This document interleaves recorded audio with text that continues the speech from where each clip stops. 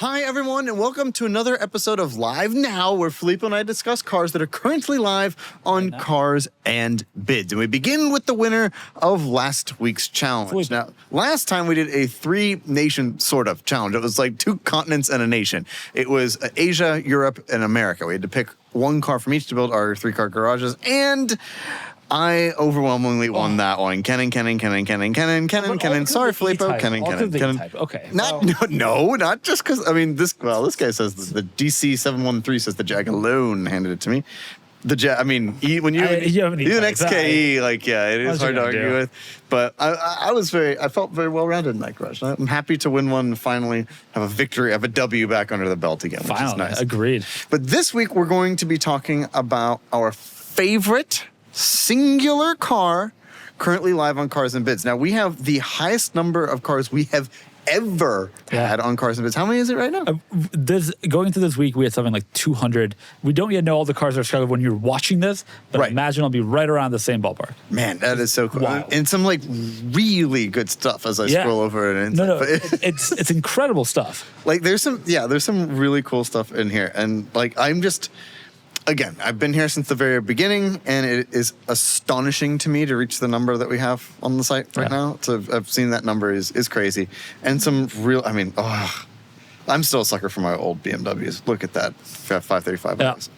But there's so many cool cars, and it's just like, I'm astonished, and I sit on my phone, and even though I work, and I still scroll through it. 200 cars is a lot to keep track of. You gotta do some scrolling. It is. It is a lot to keep. Make sure you have some saved searches set up, people. Oh, nice. Yep. Way to plug saved searches. Today, even though we have the most cars we've ever had live, we're gonna pick our singular favorite car. Right. That's live. Which makes it difficult. Hard. There's a V60 T8 Polestar live that I couldn't select for this challenge. That's right. Because it's like my 3rd favorite car that we have live.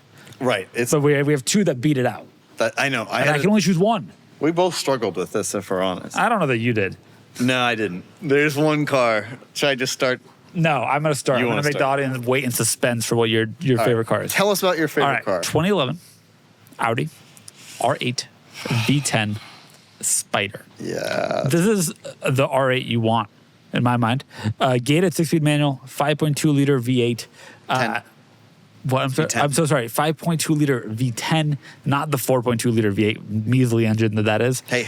I'm joking. Easy, I love that car. I love that engine too. 5.2-liter V10, gated 6-speed manual, convertible. Combines all the things. One of our friends, as recently as a month ago, bought a automatic R8 V10 Spyder, which sounds so good. I've made it a point when we're driving somewhere to drive behind him because it looks great and it sounds great. Yep, Sam's car does sound awesome, and it's blue. And imagine if it had a tip.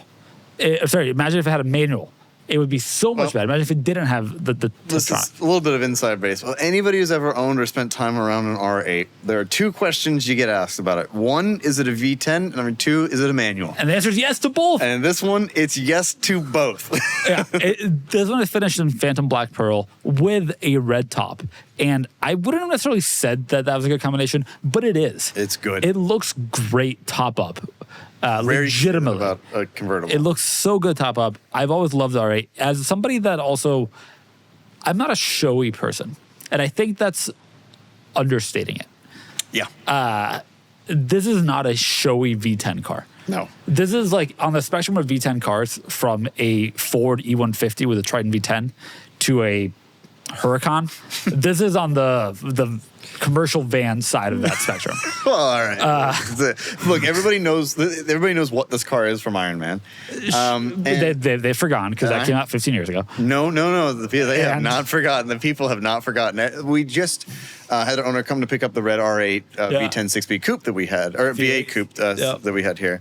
And I drove that around to film stuff for our photo guide, and it got so much attention everywhere. This is black, though. But it was positive attention. Yeah. You weren't just like, an a-hole in a flashy sports car. People genuinely love the R8, and I get why.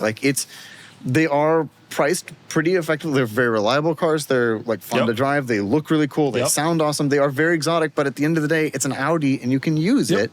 And so it kind of does all things for all people. Now, I have to say, growing up, one of my friends, Becca, her dad had black V10 6. Good for him. And she drove a Cayenne Turbo. Good for her. And I just remember seeing this car around my hometown and being like, damn.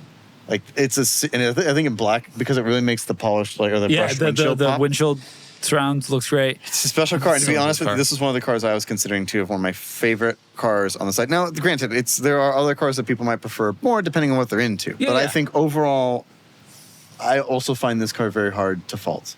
It still looks awesome. It still is awesome. Yep. All right. So that is my pick, barely beating out the 2025 Land Rover Defender Octa for my favorite car on the site right now. Which is an interesting car in its own right. Quite. But I'm not allowed to talk about it because that would be flexing the rules. So let's hear your pick for your absolute favorite car that's live right now on Cars and Bids. Now, I picked a classic. And I picked Made every sense. this one. 1970 Lamborghini Espada and a Series 2. Now, for those who don't know, the Espada was produced in 3 different series of cars. The way you can tell them really are the wheels. The later cars came with lugs, and the updates were very marginal between them, in all honesty. But the Series 2 had the Mura knockoff wheels. So they have these giant lug nuts on them that you then would knock off. It's not fake knockoff, you'd actually knock it off the car. The reason I like the Series 2 the most is it got some little updates, but it retained the wheels, which I think is important. And the Espada to me has always been very underappreciated and very cool. They are kind of ugly, which is why I like them. They look like a shoe. Ugly. I think they look like a shoe. I do think they look really cool. You can put 4 people in them. Yeah. And look how much glass there is. This is, of course, at the time, the Countach existed, and so As it does today. And so people like forgot about any other cars that Lamborghini made, and like the Mura, like people just didn't think of the other Lamborghinis that they made. Yeah. The Islero and the Espada. Never heard of it. But I have always just been in love with this car for how bizarre it is. In fact, I've liked it so much. My dad, when he was in Florence in 1976, saw a Series 2 and took a picture of it. Wow. Here's the photo that my dad took. And I remember him telling me, he's like, I remember seeing some interesting car. It was like a Ferrari or something. I'm like, okay, yeah, whatever. It was probably like a Fulvia. And I was like, can you show me a picture of it? And he showed me this and I was like, oh my God. Unlike a Fulvia, which we scoff at. You saw a Swiss-plated Series 2 Espada. This picture has lived in my mind for a very long time. And as a result, like, I think that I just have always loved the Espada. Plus, it has one of the coolest logos of any car ever. It says Espada, which with a sword means spade, and it has a sword that goes through it. And it's not only like that on one side, it's like that on both sides. Like, if I can find it. On this side, they have it facing the other direction. Wow. That's a good quirk. They really invested money in this. But I also love this car because it has the 3.9 liter / 4 liter V12, the Bizzarini side draft carb V12. Which, of course, was shared with every other Lamborghini product at the time. It's a lot of cylinders per liter. It is. But these cars, to me, just represent a tremendous value because you get that glorious Bizzarini carbureted V12 sound. You get the use of having 4 seats that people can actually fit in, believe it or not. It's an incredibly unique-looking car. They drive really well. Harry Metcalf has just documented the hell out of driving his and has had a great time driving it to Europe, putting like thousands of miles on it. Granted, he had to go through some pretty heavy restoration relatively recently, but like it's an old car. But still, I think it is one of the great unsung heroes in the Lamborghini family. Everybody just thinks of that one, and I just think this is one of the coolest cars. I mean, this one needs a lot. Yeah, but sure. But that's worth it. But it's so cool. That's rear. A lot of them do. Rear seat. Look how comfortable those rear seats are. It was built to genuinely take 4 adults in comfort across Europe. Like the Panamera that came later. Like the Panamera that came later. Exactly. Also, there's some Volkswagen Lamborghini tie in there. But I think but they built it. They wanted to mirror the old Espada. But yeah, Series 2 Espada. I know it's not going to be everybody's cup of tea, but it is mine. So cool. And I just think it is damn cool. Of course, people that are watching are familiar. My favorite part of this, I'm looking at the photos. The speedometer shows. Oh, I know exactly what you're going to say. The speedometer shows like going a lot faster than when you're sitting. No, I'm sorry. The car might be on it, just idling at 3,000 RPM. Or it could be off. It's fine. Also, the speedometer does say it's going 10 kilometers an hour.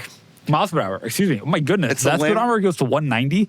You're an eighth of the way through the speedometer at 40. Well, optimistic is the phrase I would use. Don't forget, it's a Lamborghini from 1970. Electronics are not those cars. But that's not why you're buying it. You're not buying it to have like. No. This isn't your daily driver. No, absolutely. Although I wish it were. Mark my words, I will have one of these cars someday. I just think that they're just so damn cool, and I just am in love with it. I just think it's, Yeah. and I can't believe we have one on the And site. it's so cool. Again, it's one that needs some love, but it is just a special, cool, interesting, fun car. Yep. And And- I can't wait to watch this auction unfold. And before people ask, no, this one is not Stradman's. His was pink and not a Series 2. Was it a Series 2? No. I thought his was, I can't remember. As you said, they all look the same. It's a very subtle differences between the three But series. this sadly is not Stradman's, but it is equally cool. It is so cool. But yeah, so those are our picks: an R8 V10 Spyder and an Espada. Couldn't be further apart. And never have those two cars been mentioned in the same sentence Hey, before. one's a V12, one's a V10. We got lots of cylinders either way. Absolutely. But we also have a lot of cool cars currently on Cars and Bits. So after you finish watching this video, click the link in the description where you can head to the community post to vote on who picked the better car. But while you're there, also then go to the site, Yeah. scroll through. We have some amazing stuff right And now. tell us your favorite, including why maybe it's a 2022 BMW M3 in Portimao Blue. You could pick that one. But thank you all so much for watching this week, and we will talk to you next week. Goodbye. Goodbye.